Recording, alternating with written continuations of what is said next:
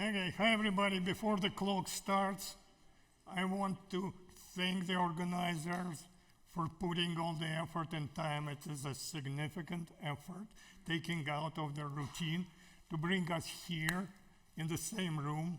And this is a really good opportunity to communicate and see each other, see old friends, and get new friends. So let's get a round of applause for organizers.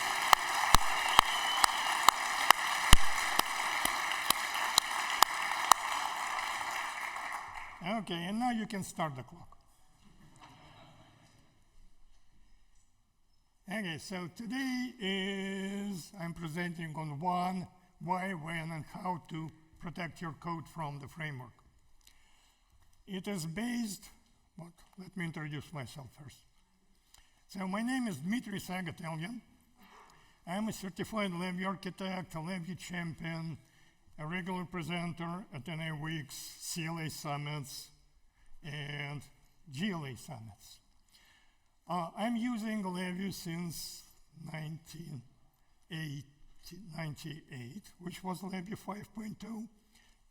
And I'm a software engineer by training, which I guess makes me a black sheep in this crowd. How many people consider themselves software engineers by training? Yeah, we're all black sheep here.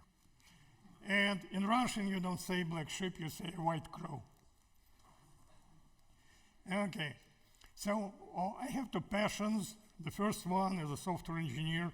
I'm passionate about bringing contemporary software engineering methods to the LabVIEW community. The last thing I did is I started promoting solid design principles in agile development. That started, I think, around 2012. How many people know what solid design principles are? Not many. You need to learn about this because it would make your life much easier. How many of those who know use them on a daily basis in their projects? Okay, a lot of work to do. So along the way, while I was doing LabVIEW, I designed several, I think 4 actor frameworks in LabVIEW. And in 2015, I came up with the last one and didn't touch it since then because I'm happy with the way it is. And it is built on top. It is solid compliance, so if you use it, it's a proprietary framework. It's much easier to build solid compliance systems. And in 2009, I quit my last full-time job, and I started as a consulting software architect in San Francisco Bay Area, and I'm never gonna take another full-time job with another company. That's it.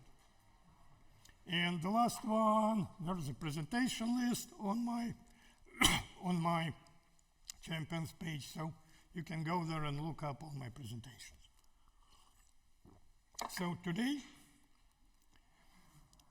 I would cover the subject highlighted in the title, and along the way, I would do a quick intro into what is clean architecture, and then I would give you concrete examples of how to improve your code so it would follow the clean architecture guidelines. And then, if we have some time, it will be Q&A. So, frameworks are tools, not ways of life. And we like frameworks and we use them because they can provide clean and proven solutions for recurring problems. You don't want to invent the wheel every time you work on a project.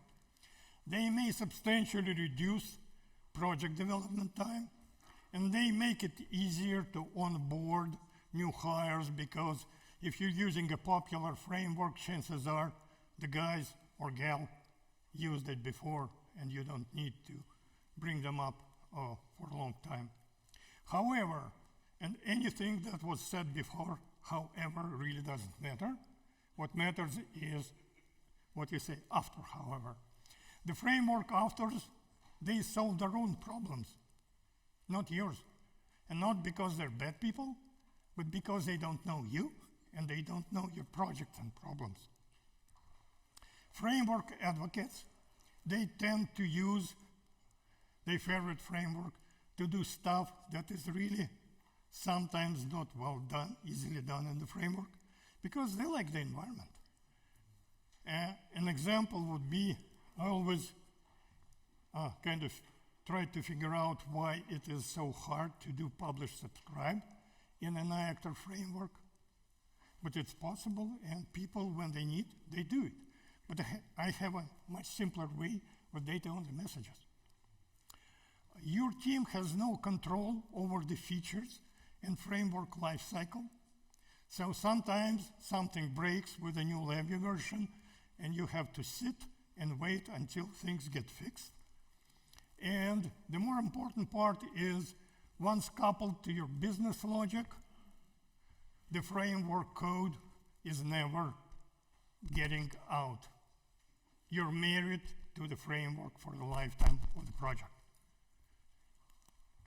So our goal, well, my goal is to keep the framework away from business logic code for as long as possible, if possible at all.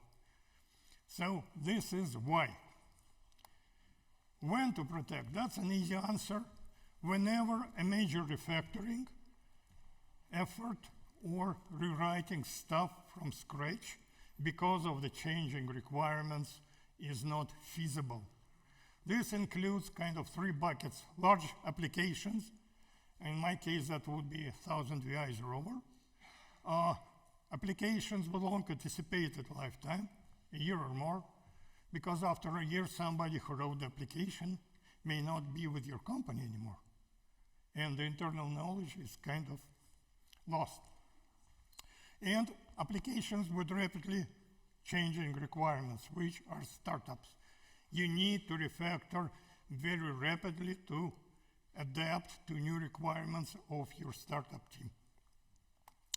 And now I'll switch to a quick overview of the clean architecture. This is a book. It was published in 2017. A well-known guy, Robert C. Martin, he is well known as Uncle Bob. And this book focuses on the architectural level. It requires understanding of solid design principles and package design principles. And when you read it, when you finish reading it, you will figure out why solid principles are the way they are.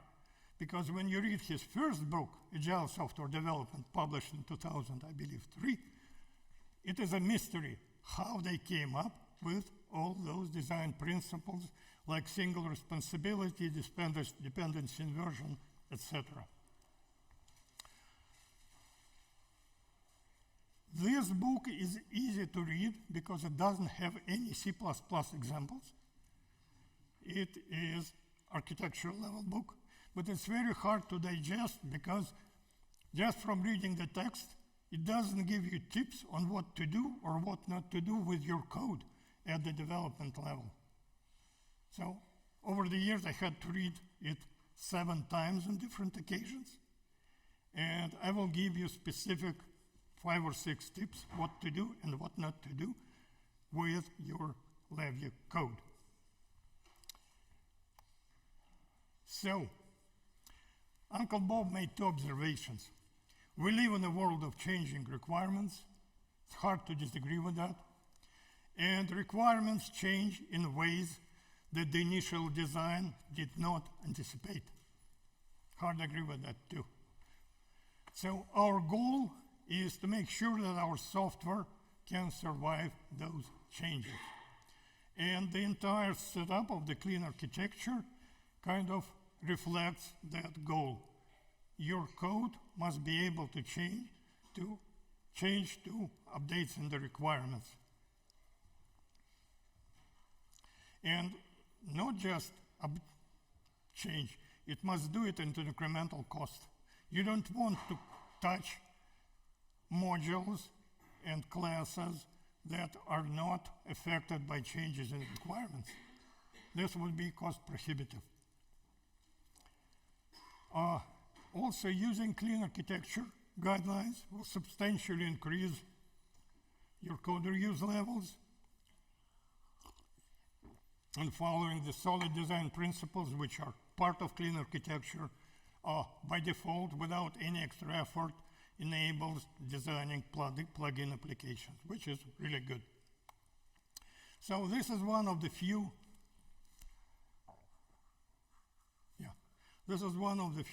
diagrams in the book, and it shows you what clean architecture is. It splits your code into 4 concentric circles: entities, use cases, presenters, controllers, gateways, and the outer stuff where your frameworks and libraries are. And it says there is a single dependency rule. Source code dependencies might point only inward toward higher level policies. This is the dependency chain. Your entities, your use cases should not know about the frameworks you use. That's the bottom line. And if you follow those guidelines, you would build systems that are independent on frameworks, independent of user interfaces, whether it's web or like a traditional UI, independent of the persistent storage mechanisms like databases, and it would be entirely testable. So let's look to show you how this works. I'll give you an example. This is a biological sample scanner. I use it in all my presentations. It has an XY stage, a Z stage to focus on the sample that is on the XY stage, a camera that makes snaps, a light source over here, an excitation shutter that blocks the light when you don't need it, and a filter wheel. And the sample scanner use cases are: load a sample plate, configure a scan, perform a scan, process and present scale data, and calibrate scanner hardware and test scanner hardware. This is the example I would be referring to. So the business rules. This is the most valuable part of your system if you're able to extract them into a subset that does not depend on the outer layers. There are 2 things here, 2 categories: entities, which actually do not depend on your application. This is domain-specific stuff that may be reused as is in other application in the same domain. And the use cases, the outer red circle. This is application-specific, and it covers the workflows performed by your applications. So this is the most valuable part of the system, and you need to be actually very careful when you split your code in those layers. The next layer, outer layer, is the interface adapters, which include actors, presenters, this is the UI stuff, and gateways. And clean architecture uses the model view control or model view presenter design. I'll talk about it a little bit later.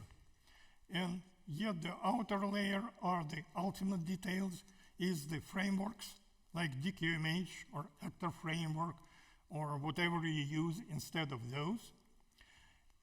It is user interfaces, I/O devices with drivers, the NI stuff, and the frameworks themselves.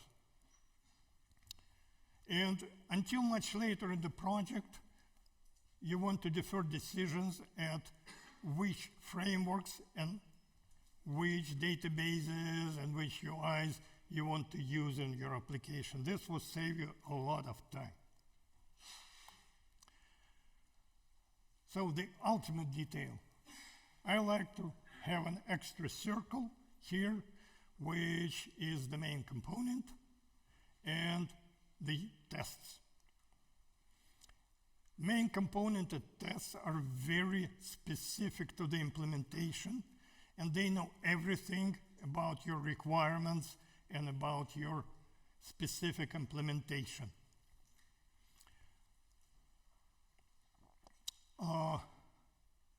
In the clean architecture, it uses the dependency injection mechanism to create subcomponents or classes or objects.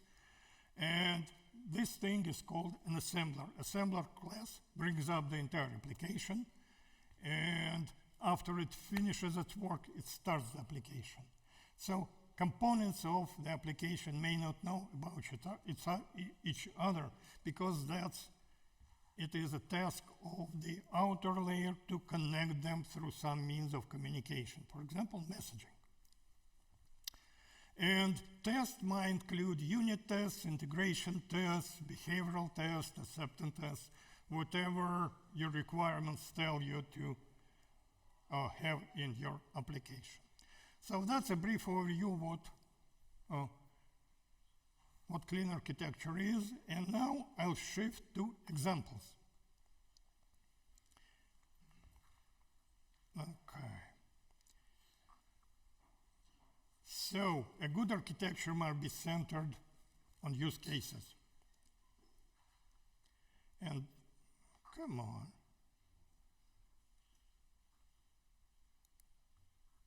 Why doesn't it zoom?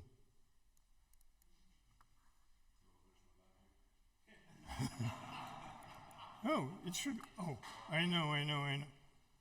Escape. And you need to zoom. So this is a project that is written without using clean architecture. For a sample scanner, so you have your actors, if it's an actor-based system, and you have a main UI, you have a scanner actor, you have a processor for processing scans, you have hardware tests, XY stage control, Z stage control, etc. And you have device drivers like a Bessar camera or an Imperex camera or whatever camera you're using. You have controls for light sources, for filter wheels, etc. And all the control happen here. And then you could see you have a main, you have a configuration handler, and the assembler module, which means the dependency inversion would be here. Okay. So from seeing the assembler there, I can say this is a Sonnet-based application. Oh gosh. Oh, interesting. Okay. That was a hardware reset. Okay. It is a solid-based architecture, but it is not a clean architecture. Because what you do in a clean architecture, you introduce all those layers I talked about, and you split your code accordingly. So you would have entities, which include image processing, sample processing, autofocus algorithms, PID loops. They are application dependent. This is the domain knowledge. They can be reused across multiple applications. You have your use cases, which implement individual use cases. And these use cases can and should call methods from classes in this layer. Then you have adapters. For example, actors belong to this layer. You will have a scanner actor, scanner processor actor, camera actor, whatever actors you need because they need to work in parallel. Then you have the ultimate details is the view, is the user interface, it's a configuration handler, whether you use JSON files, INI files, or configurations stored in the database. And you have the main VI, which starts everything and brings up everything and gives control to the main module. And then you have all the tests that you need to have for the application. So here we have the use cases, and this is why I say your architecture should be centered on the use cases.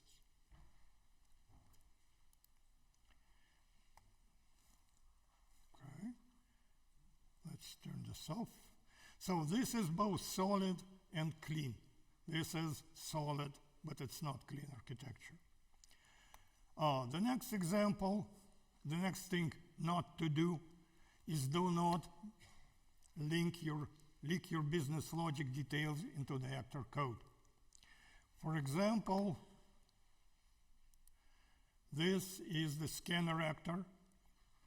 It has an object that controls the camera, Z stage, XY stage, shutter, excitation, and filter. And it implements a workflow. You move your XY stage to the sample position you want, to the XY.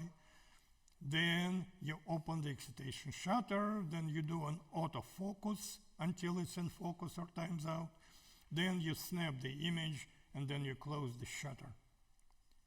That's not a good way to do it because your workflows, your business logic leaks into an actor. And what we want to do is we want to keep actors in that green outer layer. So how you do it? Really simple.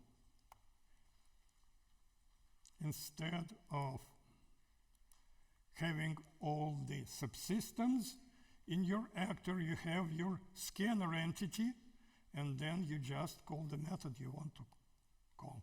This is abstraction. This is the way to go, but you know, I often did it this way, but even worse, you can put, instead of having a separate VI for a snap, I often find in somebody's code that thing embedded into the message handler events. Don't ever do it. It would be impossible to separate your business logic from the actor layer. So, wrong and right. The next one is keep messaging out of your business objects. In this case, we have use cases layer. The colors correspond to the diagram. You have the actor, and the actor has an object of a specific use case and uses it to call the methods. But the actor also has to call the framework primitives and methods. Don't do this because it violates the dependency rule. Your actors would be heavily linked into a specific framework, and you won't be able to migrate to a different framework in case you need to, like different user requirements, or maybe the frameworks you use veers away from what you need to do with it. So how to fix it? You create a dependency API for all the actors here. So actors become independent of the outer layer of the framework, and you use it to implement the framework calls. This is much better because instead of 12 actors being linked into a specific framework, you will only have the dependency API linked into the framework. But it still violates the dependency rule because there is a direct call here. And there is a way to fix this. So if you're using a framework, you define the dependency API. It doesn't implement anything. Instead, at this level, you implement another class that is the framework proxy. It is the implementation of dependency API. So if now you want to swap out one framework for another, you just have to implement this one for the new framework. And that's pretty much it. This kind of complicates the design. Okay, 6 minutes. But it is a solution. However, if you have control over your framework's code, as I do, because I designed 4 of them and used one, the latest one, you can make it much simpler. For example, the framework I use, it provides support for error handling, logging, and a message broker for messaging. And if you can separate your APIs for your reuse libraries out of the implementation, like logging API, message broker API, and error handling API, you can start putting those layers into the layers of the code that needs to call it. So messaging should not get out of the green circle, so the API should be here. Logging in the use cases, it's a very useful feature, so it should reside here.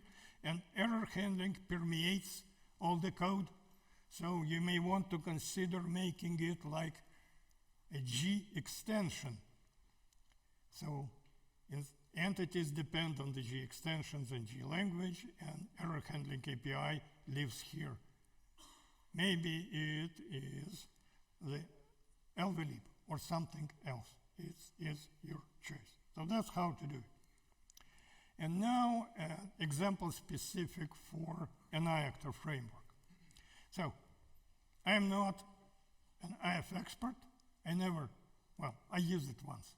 And I designed a framework based on command pattern of my own. And I learned a lot of stuff, and that is why I don't use frameworks based on command patterns in LabVIEW. So you have my use case class, and you implement its methods, you know the use cases, and you implement the unit tests, and you're happy with the outcome, and then you do a horrible thing. You make my use cases class a child of actor core. And this violates the dependency rule in a great way, because inheritance is the strongest coupling there is ever. So instead of doing, and then you create the messages with message maker. So instead of doing this, consider doing this. Have your actor be a proxy and contain an object of my use case, and move the messages here. This doesn't fix the dependency rule, but it makes the business logic independent of the framework. So this is the last practical example. And now a slide that I came up with after sitting at Alan Smith's presentations on decoupling on the first day. So the story is, I never experienced the horrible load time, project load times that Alan talked about, 10 minutes, 15 minutes, an hour, or a failed load.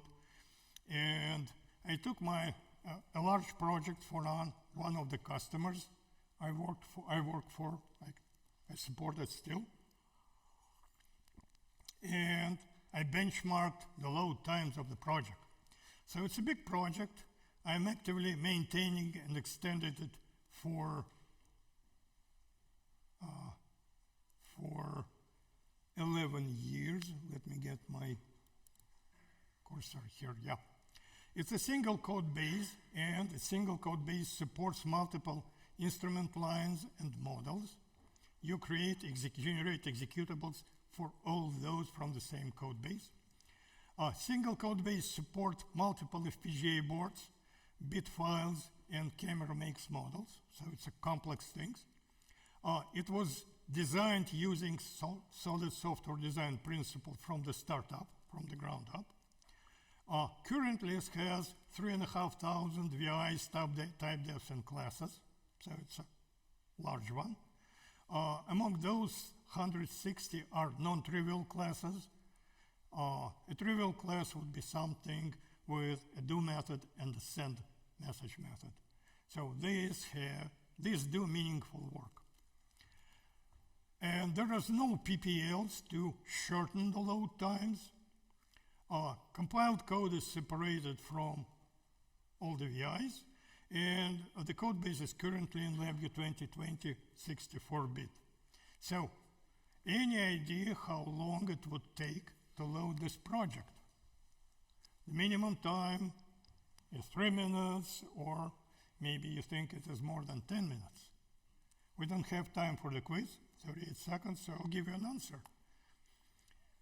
45 to 51 second load time of that really big code base. And it's done on this computer, which is a 4 quad-core i7 running Windows 10 from 2016. It was built in 2016. So imagine what you can get with more modern computer. So my shameless plug is that solid design principles are the gold standard in code decoupling. If you value code decoupling, learn about solid design principles. And that's pretty much it.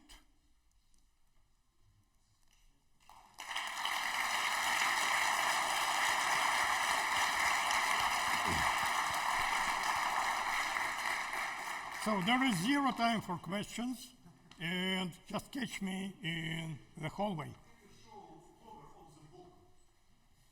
You want the book title? Okay. Okay. Oh yeah, by the way, I'll make this available, and there are references here. So the book is Clean Architecture, the first one. And if you want to see, it's like this. So, hey, Anton here. I have a quick comment. I also read that book twice, I think, cover to cover. It's a great book. I also recommend Clean Code, which is like the previous book he wrote. It's also great on a lower level. Just a comment on why you would like to decouple from the framework, because just filling in that it's not because we might want to change our frameworks. It's not because we want to be able to go from DQMH to Active Framework at some day. We're probably going to stick with what we have also, or at least that's not something that I would invest time in. But the real value in decoupling from the framework is that then you can test the code without the framework, you can use the code without the framework, you have don't have those bad couplings which slow down the load times. So I mean, yeah, just to make it clear that it's not because we want to change the frameworks that we want to decouple from the frameworks. It's for all these other things you mentioned. Yep, I agree. Yeah, it was just a comment to clarify. Okay, thank you guys.